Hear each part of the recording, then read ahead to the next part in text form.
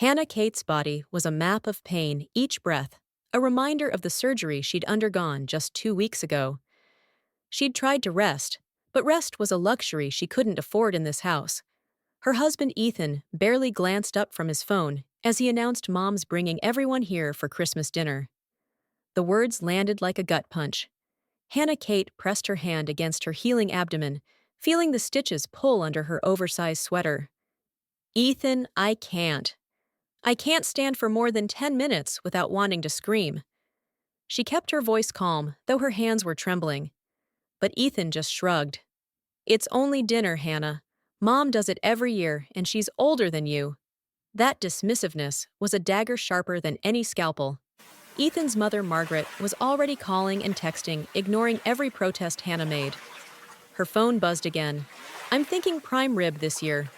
And don't forget the individual cheesecakes. Oliver and Kylie love them. Oh, and proper table linens, none of that disposable nonsense.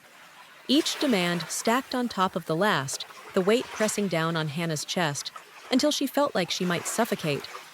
She remembered past holidays spent cooking while battling the flu, catering to everyone's whims, while no one asked how she was feeling. But this year was different. This year she couldn't pretend. She wouldn't pretend. As Ethan walked out of the room, already lost in plans with his mother, Hannah Kate stared into the hallway mirror. Pale face, tired eyes. But there was something new there too. A glint of resolve. Her fingers brushed the edge of her bandage. They want a Christmas dinner, she whispered to her reflection. Fine. Let's give them something they'll never forget. In the days following Ethan's casual command that Christmas dinner would happen, no matter what, Hannah Kate moved like a ghost through her own house. She was still recovering from surgery, her body a constant aching reminder that she was not supposed to be lifting standing, or even worrying about prime rib and fancy table linens. But that didn't stop the demands from piling up like snowdrifts. Margaret's texts came every hour. Have you decided on the salad course yet? Oliver hates onions. Remember, I'll bring the good china, dear. Just make sure the tablecloth is ironed. It was as if her mother-in-law had decided that Hannah's pain was merely an inconvenience, something to be brushed aside for the sake of tradition. Each new message made Hannah's chest tighten until she had to sit down and breathe through the pain, her fingers white-knuckled against the cool granite of the kitchen counter. Ethan's dismissive shrugs still echoed in her head. It's only dinner, Hannah. Like he'd already decided that her recovery was less important than his mother's picture-perfect holiday. She tried to remind herself that it wasn't her responsibility to make everyone else happy, but years of learned behavior had etched that lesson deep in her bones. She was the peacemaker, the cook, the caretaker, the one who made sure the holiday was magical, even if it nearly killed her.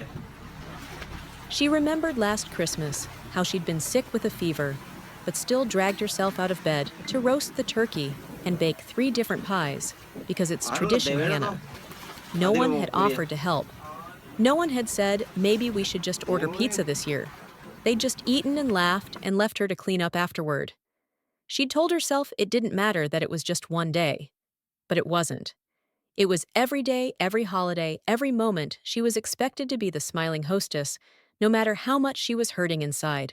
Now, sitting in the quiet of the living room, while Ethan scrolled on his phone, and Margaret's voice crackled from the speaker, Hannah Kate felt something she hadn't allowed herself to feel in years: anger. It burned low and hot in her chest, fed by every dismissive, "Don't be dramatic, and you'll be fine." She could feel it in the way she clenched her teeth, in the way her hands curled into fists, when Ethan walked out of the room without even offering her a cup of tea. They didn't care. They never had. And she was done pretending otherwise. She picked up her phone, scrolling through the endless messages from Margaret from Summer, her sister-in-law, who always found something to criticize. She opened a note and began typing a simple list, at first every holiday meal she'd cooked, while sick, every time she'd been told to just smile and serve. The list grew longer, with every memory a quiet testament to years of thankless effort. By the time she finished, her fingers ached, but the anger had crystallized into something else: resolve. She glanced up at the hallway mirror, catching her reflection in the dim light. Her face looked pale, Yes, and tired. But her eyes, there was something new in them. A glint of steel she hadn't seen in herself for far too long. She touched her bandage gently, feeling the tenderness beneath. No more, she whispered to her reflection. No more pushing through the pain. No more pretending I'm okay when I'm not. It wasn't about the food or the holiday. It was about the years of being told she didn't matter. The next morning, while Ethan was at work and the house was quiet, she called her friend Renee. I need your help, she said, her voice calm but firm. I'm done playing hostess. This year I'm playing something else. Renee didn't ask questions. She just said, tell me what you need. And that was all the permission Hannah Kate needed. They spent that afternoon at Hannah's kitchen table, surrounded by takeout menus from every restaurant in the area. Chinese, Thai, Indian, Mediterranean. Places she'd always wanted to try, but never had the chance because she'd been too busy making everyone else's favorite dishes. As they planned, Hannah felt her shoulders start to loosen, her breathing start to even out. It wasn't about the food, it was about reclaiming something she'd given away a long time ago. When Ethan got home that night, he barely looked at her. Mom wants to know if you've figured out the menu yet, he said, his eyes fixed on the glowing screen of his phone. Hannah just smiled. I've got it handled, she said softly. And she did. For the first time in years, she had a plan that was entirely hers. Later that evening, when Ethan was upstairs, Hannah sat down at her laptop and opened a new document. She titled it Christmas Karma, and she began typing. She recorded every slight, every insult disguised as concern, every moment of being treated like she didn't matter. The words poured out of her like water, washing away years of resentment she hadn't even realized she was holding. When she finally closed the laptop, she felt lighter somehow, like she'd laid down a burden she hadn't known she was carrying. She knew they wouldn't understand. Margaret would call her dramatic. Summer would call her ungrateful. Ethan would call her emotional. But she didn't care. For the first time in a long time, she wasn't writing a shopping list or a holiday menu.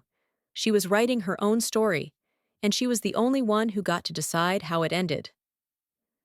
That night, as she lay in bed, Hannah Kate pressed her hand against the scar on her abdomen and felt the slow, steady beat of her own heart. It was still there, still strong. She thought about the mirror and the woman she'd seen there, and she smiled. Because that woman wasn't just a cook or a hostess. She was done being the family's servant. She was done being overlooked and ignored. They'd asked for a Christmas dinner, and they would get one. But it wouldn't be the one they expected. It wouldn't be the one they thought they were entitled to.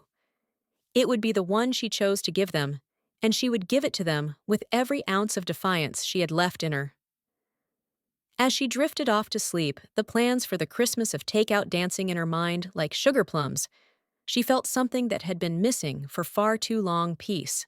Because even if they never understood why she was doing this, even if they called her cruel or selfish or crazy, she knew the truth.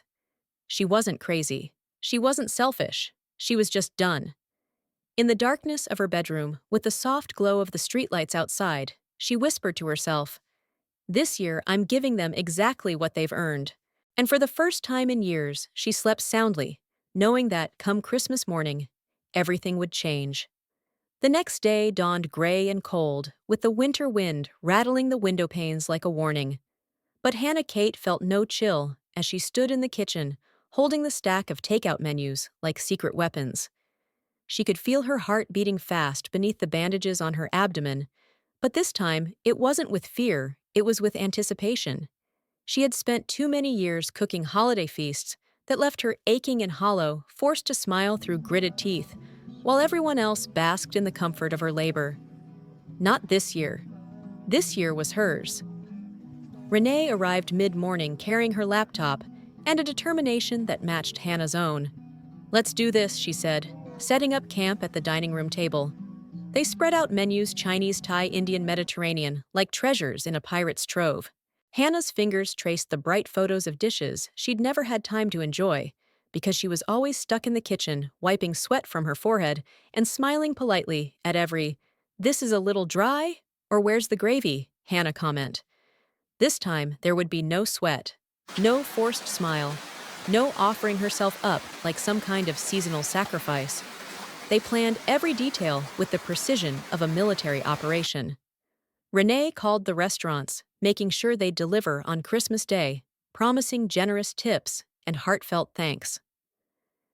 Hannah Kate listened to the confirmations with a small secret smile growing in the corners of her lips. Each phone call was a tiny rebellion, a refusal to play the part she'd been given year after year. She felt almost giddy as they worked, imagining the look on Margaret's face when she walked into a dining room plastered with takeout menus instead of a perfectly set table. By afternoon, they had their final list, orders placed, tips arranged, delivery times confirmed. Hannah leaned back in her chair, feeling an ache in her abdomen, but refusing to let it stop her. "I want to make sure the message is clear," she said, her voice low and fierce. "I want them to know exactly what this is about." Renee nodded. "We'll make it impossible to ignore. This isn't just a meal, it's a message." They spent hours crafting the note that would greet her family in her absence. Hannah wrote it out by hand, first, then typed it up with careful attention to every word. She wanted it to be calm, polite, and absolutely unyielding. "To my beloved in-laws," she wrote, "enjoy choosing your meal. All are prepaid. I am resting per surgical necessity. You may direct complaints to the surgeon's office if unsatisfied. Happy holidays." She read it aloud to Renee, and they both laughed, not a cruel laugh, but a laugh of triumph. For the first time in years, Hannah Kate felt like she was standing up for herself in the most unexpected way possible. That night, after Ethan went to bed, without so much as a question about how she was feeling, Hannah sat alone in the living room, the takeout menus stacked in neat piles around her. She thought about all the times she'd felt guilty for wanting a moment to herself, all the times she'd swallowed her own exhaustion to keep everyone else happy. She thought about the holidays where she'd cooked through migraines, and the nights she'd lain awake worrying that she wasn't enough. No more. This wasn't about revenge for the sake of revenge. This was about reclaiming the part of herself that had been lost in the endless cycle of hosting and serving. It was about saying in the clearest way possible, "I will not be your convenience. I will not be your afterthought." She closed her eyes, imagining the looks of confusion and outrage that would bloom on Margaret's face. She imagined Summer's shrill protests and Oliver's snide comments, and she felt nothing but calm. They wouldn't understand, but she would. The next morning, she and Renee drove across town to a tiny print shop that made signs and flyers. "You're really going through with this," Renee said, a mix of admiration and mischief in her voice. "Damn right I am," Hannah replied, her eyes shining. She ordered extra copies of each takeout menu, and while they waited, they walked around the block in the cold air, their breath fogging in the December morning. Hannah felt alive in a way she hadn't in years. The pain in her abdomen was still there, sharp and insistent, but it was dwarfed by the exhilaration of knowing she was finally doing something for herself. When they got back to the house, Renee helped her carry the boxes of menus inside, stacking them in the dining room with an almost ceremonial care. "You're sure about this?" Renee asked one last time, her brow creasing. Hannah didn't even hesitate. "I'm sure. This is the year I stop pretending. This is the year I stop serving everyone else's needs before my own." She paused, placing a hand over her bandage. "Let them have their perfect Christmas dinner. I'm having my perfect Christmas freedom." They spent the afternoon carefully laying out the menus, taping them to the walls in neat, orderly rows. Each one was a silent protest, a declaration that Hannah's time and energy were no longer up for grabs. When the last menu was in place, they stood back to admire their work. The room looked like a shrine, to take out a far cry from the elegant dining rooms Margaret loved to post on social media. Hannah's lips curved into a smile. Let them choke on their own expectations. She packed her getaway bag with quiet determination that evening, slipping in comfortable clothes, her favorite book, and the confirmation for the peaceful retreat she'd booked for herself. As she zipped it closed, she thought of all the holidays she'd spent hunched over the stove, of all the times she'd been too tired to enjoy her own meal. This time, she would sit at a table set by someone else, eat food she hadn't had to prepare, and let her body rest. Ethan came home, late, glancing around the house with a frown. "Mom says the tree's not up yet," he said. Hannah just looked at him, her expression unreadable. "I told you I'm not doing any of that this year," she said quietly. "I'm recovering, Ethan. I'm allowed to rest." He opened his mouth to argue, but something in her eyes stopped him. For once, he had nothing to say. That night, as Hannah lay in bed, she felt the hum of possibility in her veins. Tomorrow, she would put the final touches on her plan. Tomorrow, she would leave them the Christmas dinner they deserved, paid for, prepared, and absolutely impersonal. And then she would leave. Leave the house, leave the expectations, leave behind the woman who had always put everyone else first. She drifted off to sleep with a sense of peace she hadn't known in years. In her dreams, she saw herself at a lakeside cabin, the snow falling softly outside the quiet crackle of a fireplace, instead of the angry voices of in-laws who didn't understand. In her dreams, she felt whole. And when she woke the next morning, she carried that feeling with her like armor. This was more than a plan. This was her freedom song, her declaration of independence, wrapped in takeout containers and printed menus. And nothing, no tradition, no demand, no pleading text message was going to take it away. Christmas morning arrived crisp and clear, the sky a pale winter blue that promised a perfect holiday, at least for everyone else. Hannah Kate was already awake before dawn, the air in her bedroom cold against her skin, but her heart warm with the quiet satisfaction of everything she'd prepared. She dressed carefully, choosing a soft cashmere sweater that wouldn't irritate her incision, and a pair of loose black pants that made her feel elegant instead of fragile. This was the day. The day they'd all been waiting for, and the day she'd been planning for. She could hear the echo of Margaret's voice in her head. "Christmas is about family, Hannah. Don't you forget that." Oh, she hadn't forgotten. Not one bit. At 10:15, she stepped outside her small getaway bag, already packed and waiting by the door.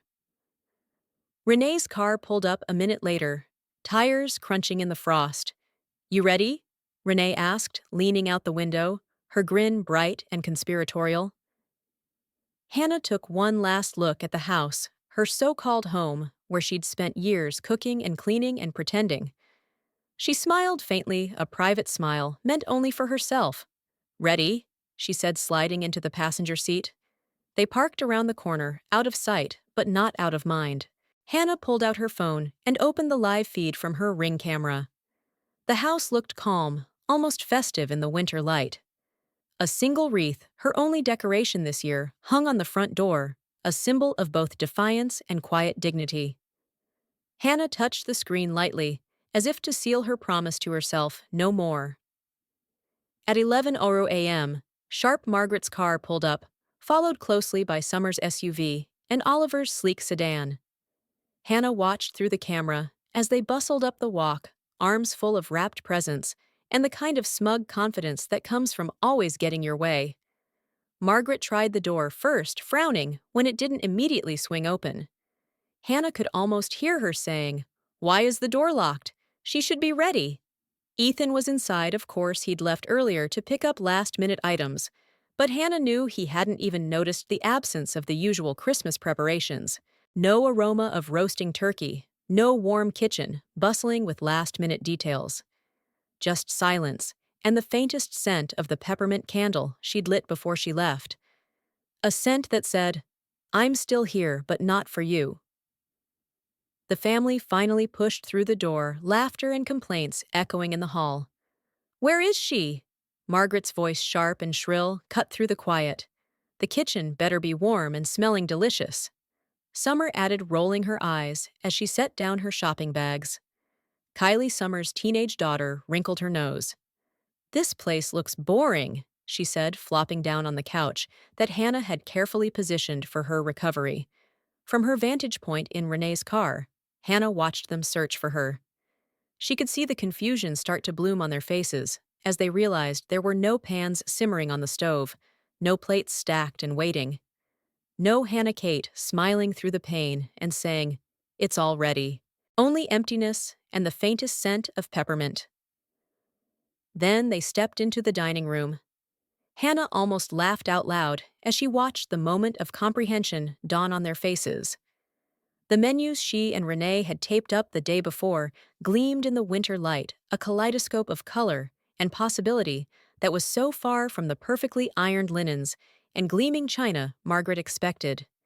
Chinese, Thai, Indian, Mediterranean, all carefully arranged like an art installation of rebellion. And in the center of the table, the printed note weighted down with a single silver ornament: "To my beloved in-laws. Enjoy choosing your meal. All are prepaid. I am resting per surgical necessity. You may direct complaints to the surgeon's office if unsatisfied. Happy holidays." Margaret's mouth fell open in shock, her eyes scanning the room, as if she couldn't quite believe what she was seeing. Summer actually stumbled backward, her phone already in her hand, to text someone, probably Hannah, though she wouldn't answer. Oliver picked up the note, reading it aloud in a voice that dripped with disbelief. This isn't funny," he muttered. "Where is she?" Hannah watched from the car, her phone buzzing with the first of what she knew would be dozens of messages. She didn't even bother to check them. She leaned back against the seat, breathing in the cold, clean air. Renee reached over and squeezed her hand. "They're freaking out," she said, her eyes sparkling. "How's it feel?" Hannah's smile was slow and sure. "Like freedom," she said softly, "like finally being seen." Inside the house, the chaos was only growing. Margaret's voice rose to a shriek. "She can't do this! It's Christmas! We're family!" Summer's face was red with embarrassment or fury. Maybe both, as she hissed, "She's making a fool out of us!" Ethan looked pale and confused, glancing around like he'd just woken up in a stranger's house. "She never said anything," he said lamely. "She said she was tired, but—" "She said it every day." Hannah murmured, her voice calm and steady. "They just never listened." She took a deep breath, feeling the ache in her stomach, where the stitches were healing. It was a good ache, a necessary ache, the pain that comes with cutting away the rot of old expectations and making room for something new. The phone buzzed again, this time a call from Ethan. Hannah declined it without a second thought. "Let them stew in their confusion," she said to Renee. "Let them see what it feels like to be ignored." Renee laughed. "You're giving them exactly what they gave you all these years," she said. "Nothing but silence, and a meal they didn't have to cook themselves." For a long moment, they just sat there, watching the drama unfold from a distance. Hannah thought about all the years she'd spent giving and giving and giving, until there was nothing left for herself. All the holidays she'd spent catering to everyone else's whims, while her own needs went unnoticed. Today was the day she took it all back. As the minutes passed, the phone calls and texts became more frantic. Margaret's voice on voicemail demanding an explanation. Summer's shrill messages, half accusation, half plea. Ethan's quiet, confused, "Please, Hannah, just tell us where you are." Hannah didn't answer. She didn't owe them anything anymore. She turned her phone to silent and tucked it away. Renee started the car, pulling away from the curb and leaving the house and the chaos behind them. "Where to?" she asked. Hannah smiled faintly. "To the retreat," she said. "To peace." She took one last glance at the house in the rearview mirror, the windows glowing with the cold winter light. Inside, her in-laws were no doubt still arguing, still demanding, still refusing to see the truth. But out here in the quiet car with her friend beside her, Hannah finally felt free. She rested her head against the window, the cold glass soothing against her forehead. She could still hear Margaret's voice in her head, echoing in that shrill tone, "Christmas is about family." Hannah closed her eyes, a slow smile curving her lips. "Exactly," she whispered. "And this year, my family is me." As the car carried Hannah Kate away from the house she'd once thought of as her own, she felt a heady mix of relief and an almost dizzying sense of power. The farther she got from the dining room walls, she'd turned into a shrine of defiance, the clearer everything became. In those menus taped with care, in that note left as a final word, she had reclaimed the part of herself that had been bartered away in pie crusts and casseroles, in forced smiles and endless sacrifice. And as the house slipped from view, the last of the guilt slipped away too. She didn't have to guess what was happening inside. She could picture it as clearly as if she were there, the way Margaret's face would have gone red with fury, the way Summer's voice would have climbed in pitch as she realized she couldn't spin this story into one of Hannah's dramatic outbursts. This time, there was no meltdown, no tears, no scene, just a clean, quiet exit. And that, Hannah thought with a wry smile, was the part they wouldn't understand at all. She wasn't acting out of anger. She was acting out of truth. The phone buzzed over and over, each notification another attempt to pull her back into their orbit. She ignored them all. She was done with explaining herself to people who never cared to listen. In the soft hush of the car, Renee was humming along to the radio, a gentle background to the steady thrum of Hannah's own heartbeat. "How are you feeling?" Renee asked, turning down the music. Hannah paused, pressing her hand lightly to the healing line on her abdomen. "Strangely calm," she said. "For the first time in a long time, I feel like I'm breathing again." They arrived at the retreat just as the sun was slipping behind the horizon, painting the lake in streaks of rose and gold. The receptionist greeted Hannah with a warm smile, showing her to a cabin with a view of the still, icy water. Inside, the fireplace crackled, and a soft wool blanket was draped across the bed. Everything felt clean and simple, so different from the noise and clutter of the house she'd left behind. Renee set down Hannah's bag, brushing a hand across her friend's shoulder. "You did it," she whispered. Hannah's eyes filled for just a moment, but the tears that gathered didn't spill. "Yeah," she said softly. "I really did." In the quiet of the cabin, Hannah let herself rest in a way she hadn't in years. She propped her feet up, took slow, deep breaths, and let her mind wander. No one was demanding anything of her. No one was telling her to hurry, to smile, to be grateful. She thought about how different this felt from every holiday before.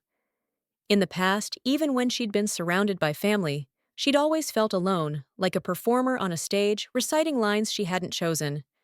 But now, in this small, safe space, she felt whole. She wasn't sure what the future would look like, but for the first time, that uncertainty felt like possibility instead of fear. Outside, the snow began to fall in soft, lazy flakes, dusting the trees in white. Hannah pressed her hand against the window, feeling the chill through the glass, and smiled. She didn't know what would come next, but she knew it would be hers to decide.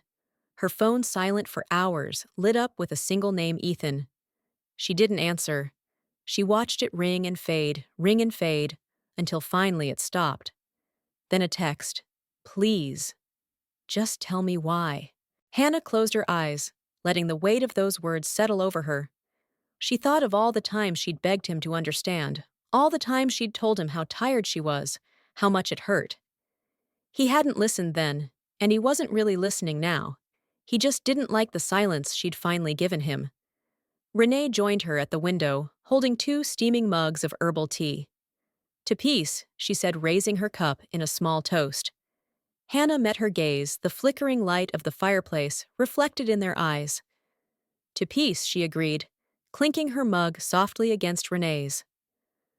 The warmth of the tea spread through her chest, easing some of the ache. For once, she wasn't swallowing her feelings like bitter medicine. She was letting them be, letting them settle and heal. The next morning dawned bright and cold. Hannah woke in the quiet cabin, the world outside frosted in white. She stretched carefully, feeling the soreness of her healing wound, but also the absence of another deeper ache. She dressed slowly, savoring the simple joy of choosing clothes that made her feel comfortable, not presentable. No apron, no forced sheer, just soft layers and thick socks against the chill. Breakfast was served in the main lodge, a spread of eggs and pancakes and fresh fruit. Hannah carried her plate to a small table by the window, watching the lake shimmer in the pale winter light. Other guests chatted quietly around her, their voices low and companionable. No one was demanding. No one was complaining.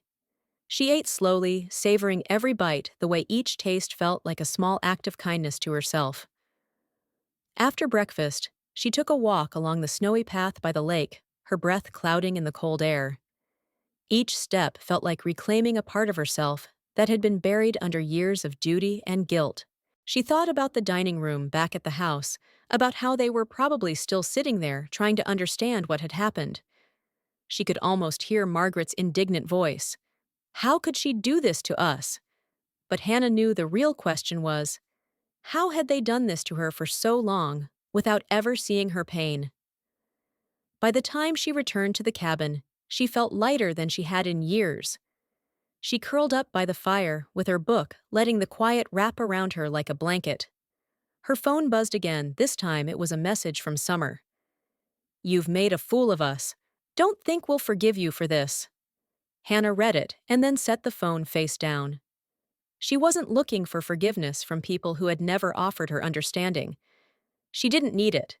As the fire crackled and the snow fell outside, Hannah closed her eyes and let herself imagine a different kind of holiday. One where she wasn't the cook, or the cleaner, or the peacemaker. One where she wasn't the afterthought in her own story. And in that moment, she realized something she hadn't been ready to see before. She didn't need to earn her rest. She didn't need to justify her freedom. She was enough exactly as she was. This was the true feast she'd been waiting for, not a table laden with dishes she'd cooked through pain, but a life where she was finally fed by her own strength. And as the flames danced in the hearth, Hannah Kate knew this was only the beginning. She'd served her last holiday dinner for them. From now on, she would serve herself. The afternoon sun slanted through the windows of the cabin, bathing the small living room in a golden glow. Hannah Kate sat in an armchair, legs curled beneath her, a soft blanket draped around her shoulders. She'd just come in from a walk along the frozen lake, the air cold and sharp in her lungs, but her mind was clearer than it had been in years. She watched the snowflakes drift down in lazy spirals, each one unique and fleeting, like the choices that had brought her to this moment. For so long, she'd believed that her worth was measured in perfect meals and spotless houses.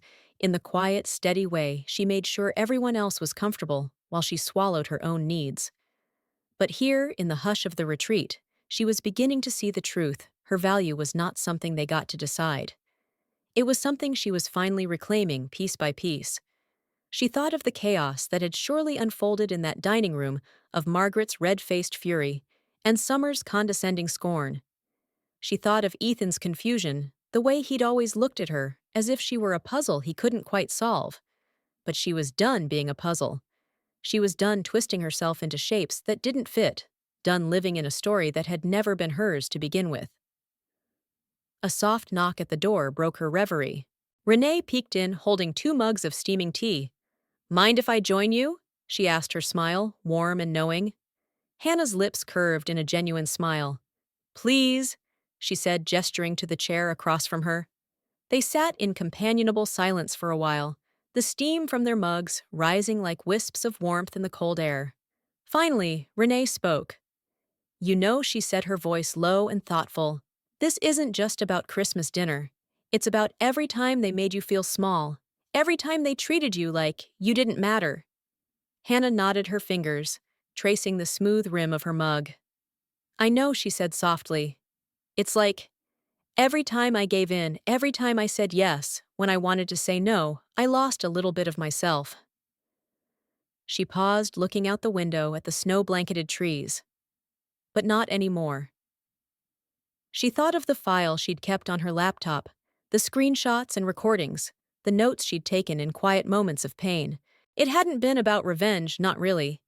It had been about bearing witness to her own story, about refusing to let it be rewritten by people who never bothered to ask how she felt. It was her record, her testament, her proof that she hadn't been imagining things. Renee leaned forward, her eyes bright. "You've shown them the truth, Hannah, and more importantly, you've shown it to yourself." She reached across the small table, her fingers curling around Hannah's hand. "You're not the person they tried to make you into. You never were." Hannah felt the truth of that settle in her chest, warm and steady. For so long she'd been haunted by a single question. Was she really ungrateful? Really too sensitive? Really just not good enough? But here in the quiet of this place, she saw those questions for what they were. The echo of other people's insecurities, not hers. She had always been enough. She just hadn't been seen. As the afternoon stretched on, they talked and laughed, sharing stories that had nothing to do with holidays or obligations. Renee told her about a disastrous date she'd had last month, and they both dissolved into laughter, the sound bright and easy. It felt like a balm, the kind of laughter that washed away the sharp edges of old wounds. Later, when Renee left to give her some space, Hannah curled up by the fire with a journal in her lap. She wrote without thinking, letting the words spill out in messy loops and half-finished sentences. She wrote about the little girl she used to be, the one who thought love meant always saying yes. She wrote about the woman she'd become, the one who finally understood that saying no was an act of courage, not cruelty. She thought about the holidays still to come, the ways Margaret and Summer would try to rewrite the narrative. She could almost hear them already. She abandoned us on Christmas. She ruined the holiday. She was always so difficult. But Hannah knew the truth. She hadn't abandoned them. She'd just stopped abandoning herself. A notification lit up her phone, and she glanced at it without feeling the usual jolt of anxiety. Another text from Ethan. Please come home. We can fix this. She set the phone face down on the table, her fingers steady. She didn't need to fix anything anymore. She didn't need to be the one who held it all together, while everyone else took her for granted. She stood and walked to the window, watching the snow drift across the frozen lake. The sun was sinking, painting the world in soft shades of pink and gold. She thought of all the years she'd spent racing to meet everyone else's needs, of the way she'd let their comfort come before her own healing. She pressed a hand to her healing scar, feeling the tenderness there like a promise. She would never do that again. Dinner at the lodge was simple and delicious. Roast chicken, roasted vegetables, warm bread fresh from the oven. Hannah ate slowly, savoring each bite. No one was watching her. No one was waiting for her to jump up and refill their plate or smooth over their complaints. It was just her and the quiet clink of silverware, and the comforting hum of strangers sharing a meal without expectation. After dinner, she stepped out onto the porch, the cold air biting at her cheeks. She breathed in deeply, feeling the clean, sharp scent of pine and snow. She was here, really here, in her own life at last. Not just surviving, but choosing. Not just playing the part, but writing the script. In the distance, she could see the twinkle of lights from the main lodge, warm and welcoming. And in that soft glow, she understood that healing wasn't just about resting her body. It was about learning to live without apology. It was about knowing she could set boundaries without guilt, that she could choose herself and still be worthy of love. She went back inside and lit a single candle, the soft flame flickering like a heartbeat. She watched it for a long moment, feeling the warmth on her skin, and whispered to herself, "This is my tradition now. No forced smiles, no endless giving, just peace and the quiet certainty that she would never be that silent servant again." And somewhere beyond the glow of the cabin, the world went on. Margaret would be furious. Summer would gossip. Ethan would keep calling. But none of that touched her here in the calm she'd carved out for herself. In this small, perfect moment, Hannah Kate was free. And that was enough. The next morning, Hannah Kate woke to the soft hush of snowfall outside her window. She wrapped herself in the wool blanket and stepped out onto the porch, breathing in the crisp air that tasted of pine and possibility. The lake was a sheet of silver beneath the pale winter sky. The world hushed and waiting. She felt the weight of the past falling away, like the snowflakes on her shoulders, light fleeting gone. She thought of the messages she'd left unread, of the voices she'd finally stopped letting in. Margaret's demands, Summer's judgment, Ethan's hollow apologies, they were echoes now distant and powerless. For so long, she'd believed that loving her family meant sacrificing herself, that peace was found in silence and compliance. But here in the quiet of this cabin, she understood peace is earned by honoring your own voice first. Hannah sat at the small table by the window pen in hand and wrote a single sentence in her journal, "I choose myself." It wasn't a rejection of family, it was a reclaiming of her soul. She had spent enough holidays serving everyone else's needs, enough years proving she was good enough. This Christmas, she had shown herself that she was done. And in that choice, she had found a strength she'd never known she possessed. Outside, the snow continued to fall, each flake a promise of new beginnings. Hannah took one last sip of her tea, feeling the warmth settle in her chest.